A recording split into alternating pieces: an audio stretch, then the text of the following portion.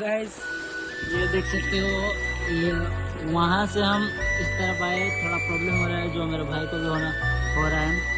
अब हम वहाँ पर देख सकते हो एक बहुत ही अच्छा लोकेशन है। चलो चलते हैं वहाँ पर और एक क्लिप शूट करते हैं।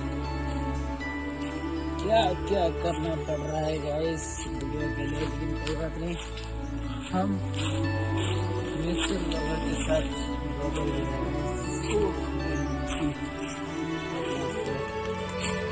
इससे झुक के जाना पड़ेगा।